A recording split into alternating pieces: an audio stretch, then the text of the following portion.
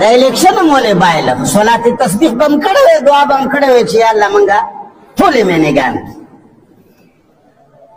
تاسو له ټولې دعاګانې درځي ټول عمر ما عوامو ته وظیفې وښودلې په خپل وظیفو خپل سیټونه ولې بایله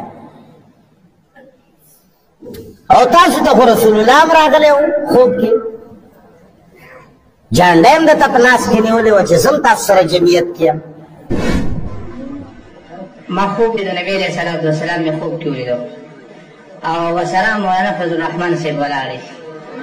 او نبی علیه صلات وسلام هم په دې قیدس کې د جمعیت اسلام چې کومه جنډه ده نبی علیه صلات وسلام هم دا جنډه نیولې وي لاس کې او ورسره مولانا فضل الرحمن صاحب هم دا جنډه لاس کې نیولې وي دا څومره جنډې چې تاسو ته ښکاري د غیر او زموږ د پاکستان د خلکو دا څومره جنډې چې دي مولانا فضل الرحمن صاحب دا ټوله جنډې راجمع کړي او په دې ټولو د پاسه د امریکې جنډه پرته شي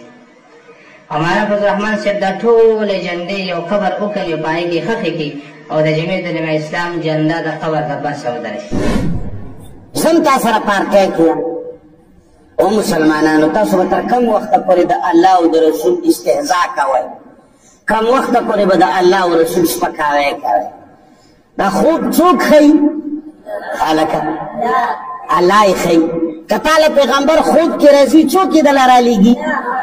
ها چې الله تا ته راولېږلو نبي او دته جنډه یې لاس کې ونیوه او د مبارکین دله درکړه او پرون یا نن فیل شو د دې معنی دا ده چې الله تعالی ته پته هغه وی چې پاس بشي خو تاسو پیل شي دا خو ته په خدای درو ورکړی یعنی الله او رسول دواړه علیاذ بالله پوه هغه تعالی جنډه درکړه خو سبا ورځې پته وته نه وه چې دې جنډې باندې به خاورې وکړو تا خو ته د رسول الله سپکاوی کوې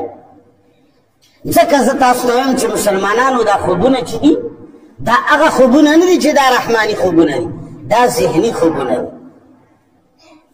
ته چې د یو سړي سره مینه لرې د هغه په باره کې خوب وینې که چېرې دا رښتیا الله ښودلی که چېرې دا خوبونه رحماني وی نو ستا پرټۍ نه علاوه دا نورو ټولو پرټیو ته به خوب کې پیغمبر راغلی وی ورته داسې به یې ګوته خوځولې وي چې سبا سبا واوړه د ملایانو پرټۍ ته لاړ شه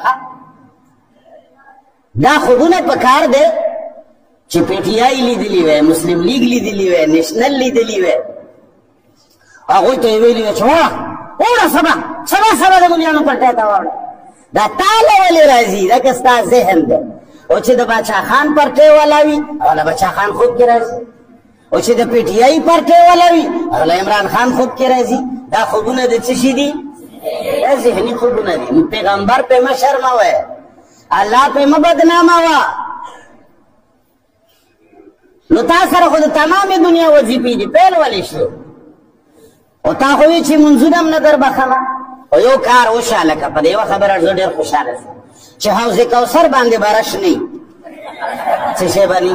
حوض کوثر باندې برش نه نفري کمه شوه اوس دا حج دی په شرمونو یې موږ وشرمولو